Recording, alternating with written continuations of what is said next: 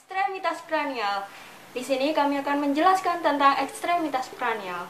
Tulang-tulang penyusun ekstremitas kranial atau disebut alat gerak kaki depan, yaitu ada os scapula, os humerus, ada os radius ulna, ada ossa carpal atau ossa carpi, os metacarpal, dan os phalanx atau digiti.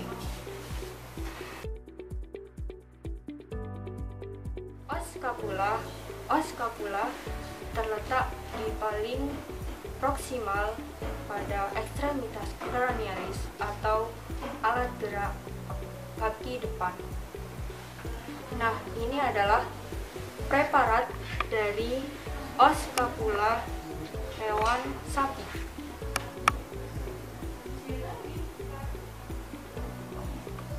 Dapat dilihat, ini adalah sisi lateral dari os scapula, sedangkan ini adalah sisi medial dari os scapula. Selanjutnya, pada os scapula terdapat bagian-bagian atau batas-batas. Yang ini adalah batas atau regio dorsal. Bagian ini atau batas ini adalah regio caudal, dan yang di bawah adalah batas atau regio ventral, dan yang paling menonjol ini adalah regio atau batas kranial. Untuk membedakan antara os scapula dexter dan sinister dapat dilihat dari tuberculum supraglenoides. Ini adalah tuberculum supraglenoides, dan ditarik ke atas di bagian dorsal. Ini juga dapat membedakan antara dexter dan sinister, yaitu fossa supraspinata yang luas bidangnya lebih kecil dari fossa infraspinata. Nah, selanjutnya saya akan menjelaskan secara detail. Ini adalah preparat os scapula hewan kambing. Pada bagian caudal terdapat cartilago scapula.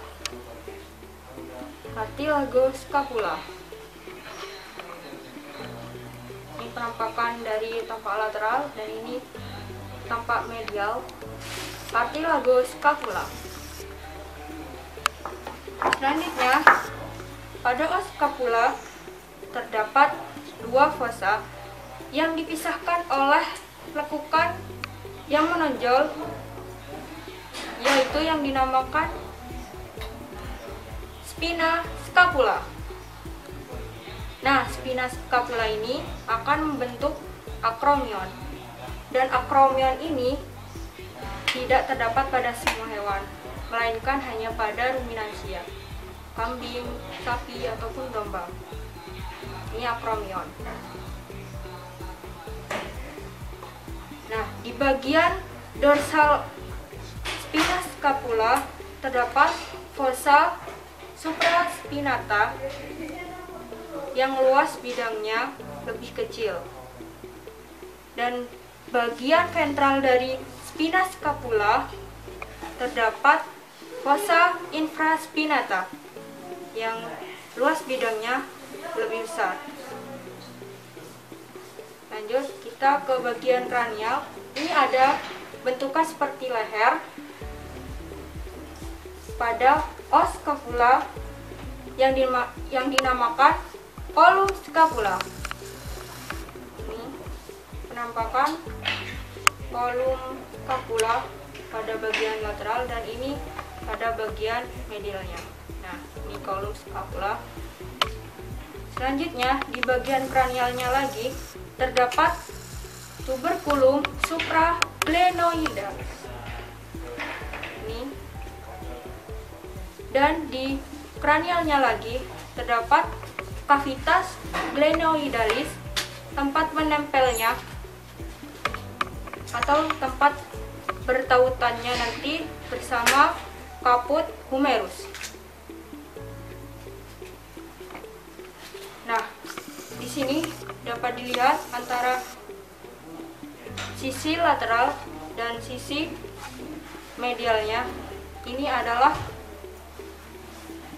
preparat os scapula bagian dexter, dikarenakan terdapat tuber supraglenoidalis di bagian dorsal dan fossa supraspinata di bagian dorsal. Bagian sisi medial dari os scapula. Di sini ada luas bidang yang sangat besar dan lebih halus yang dinamakan fossa subscapularis.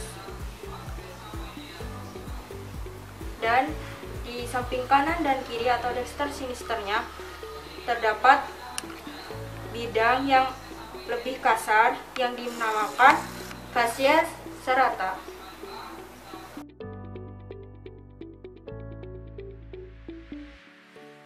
Baik, ini adalah os humerus dari sapi. Ini merupakan lanjutan os dari os scapula. Os humerus ini berasal dari ventral os scapula. Oke, pertama saya akan melihatkan sisi-sisinya terlebih dahulu. Ini adalah sisi lateral dari os humerus. Ini adalah sisi kranial dari os humerus. Ini adalah sisi medial dari os humerus. Sedangkan ini adalah sisi kaudal dari os humerus. Pertama, saya akan menjelaskan dari sisi lateral. Di sisi lateral ini terdapat penonjolan yang dinamakan tuberculum major humeri. Dari tuberculum major humeri ini terbagi menjadi dua bagian. Yang pertama itu ada tuberculum major humeri pars cranialis, sedangkan yang di belakangnya ada tuberculum major humeri pars caudalis. Nah, di bagian distal dari tuberculum major humeri ini ada penonjolan lagi yang dinamakan tuberositas deltoideus. Saya ulangi lagi, ada penonjolan yang dinamakan tuberositas deltoideus. Oke, kita ke sisi kranial. Di sisi kranial, seperti yang sudah saya jelaskan tadi juga, ada penonjolan yang terlihat, ada 3 penonjolan yang terlihat di sisi kranial. Yang pertama tadi ada tuberculum major humeri, yang kedua ada tuberositas deltoideus, dan yang ketiga adalah tuberculum minor humeri. Tuberculum minor humeri ini berada di medial dari tuberculum major humeri. Nah, di antara tuberculum major humeri dan tuberculum minor humeri terdapat parit atau yang dinamakan sulcus intertubercularis. Saya ulangi lagi, dinamakan sulcus intertubercularis. Oke. Nah, di sisi kranial juga terlihat adanya lembah atau dinamakan dengan fossa radialis.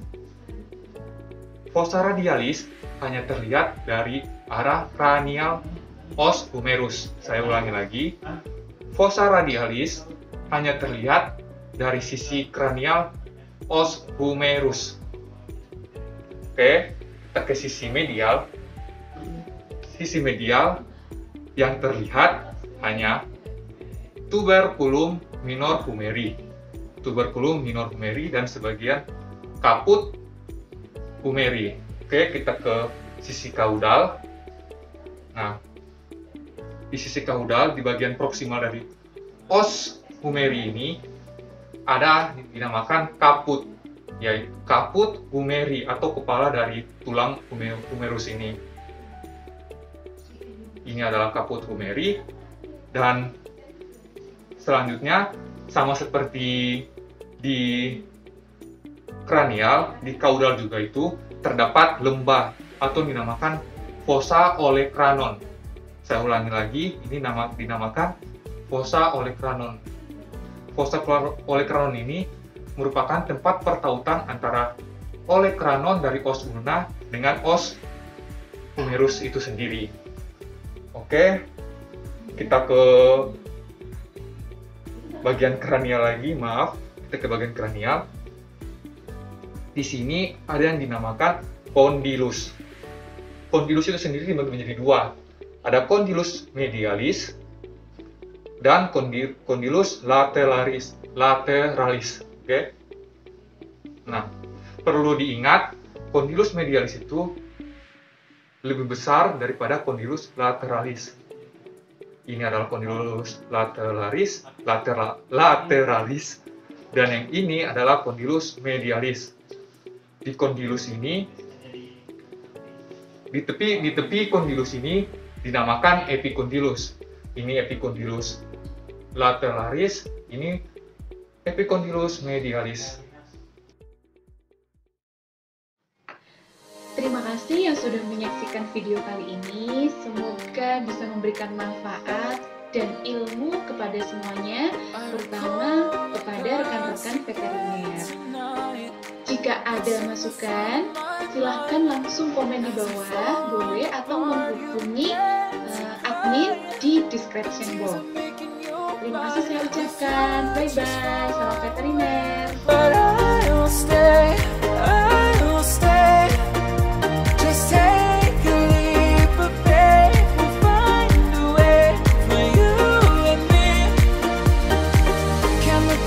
Can run from what I feel.